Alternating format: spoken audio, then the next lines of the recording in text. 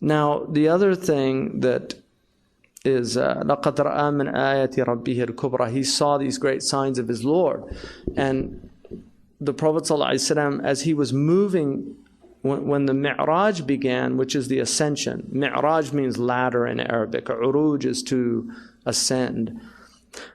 When he was ascending, and you have Jacob's ladder in the Bible, which is like a Mi'raj, where he has the ladder up to the heavens. So when he was ascending, he was seeing all these extraordinary things, like the unseen was opening up completely. But the Quran says, "Ma zagha al-basar wa ma tagha." His eye didn't deviate. His eye didn't swerve. He didn't look at all. He was focused completely on Allah subhanahu wa ta'ala. And ultimately that, he's done the journey that everybody makes, the journey to their Lord. Everybody's on a journey to their Lord. You either do it wittingly or willingly, or you do it unwillingly. But everybody is headed to God. And so the Prophet ﷺ, the Isra is really, it is the story of Islam, in that it is the purpose of this teaching. And that's why what is the essential thing that happens on the Isra and the Mi'raj? What's the prayer? That's what he was given. He was given the prayer. And also the affirmation from the other prophets, because he meets Adam in the first heaven. He meets Yusuf in the second heaven. He meets Isa in the third heaven. He meets Harun, Idris in the fourth heaven. He meets Harun in the fifth. He meets Musa in the sixth, and then he meets Ibrahim alayhi salam. And he told the Sahaba what each one of them looked like in relation to people they knew. So he said, he looks like so. And then he said about Ibrahim, he said, "Huwa ashbahu bi sahibikum." He looks most like your companion, meaning himself. But and then each one of the prophets affirmed him and prayed and for his help. And this is called, some of the ulama say that this is the Rafiq al-A'la. Some say it refers to Allah, al-Mala al-A'la,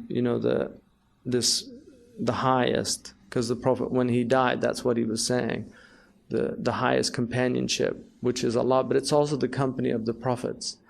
And so they affirmed, all of them affirmed what he was teaching, because the Prophet never saw himself outside of their teaching.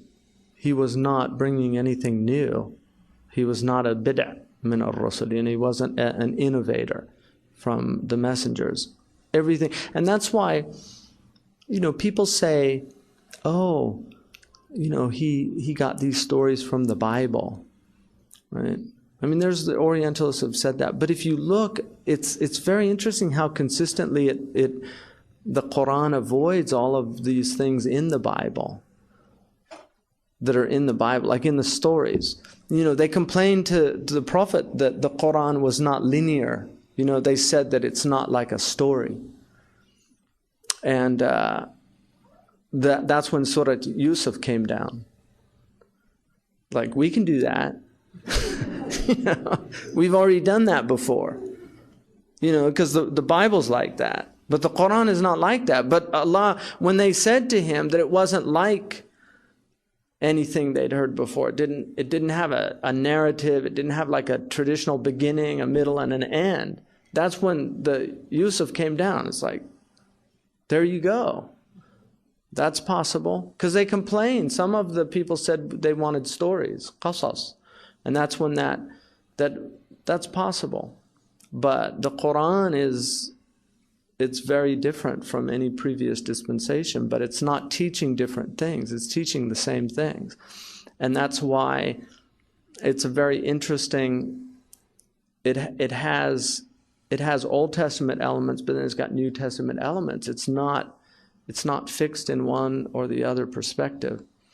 Although, if anything, it inclines more towards Isa's approach to things. I mean, if you look at the ayahs that deal with justice, and they're always followed up by ayahs of forgiving and overlooking, and it's a higher thing, and that's why the Prophet was commanded to do those things, even though his ummah is not commanded. They can redress wrongs if they want to, but he was obligated to forgive, and that's why مَلَمْ يَنْتَقِمْ لِنَفْسِهِ قَطْ. He never took vengeance or any revenge for himself ever. وَمَا كَانَ يَدْفَعْ السَّيَّةَ بالسيئة ولكن يعفو ويغفر. Like in the Hilya, it says he never returned a wrong with another wrong, but he used to forgive and overlook. So the and then the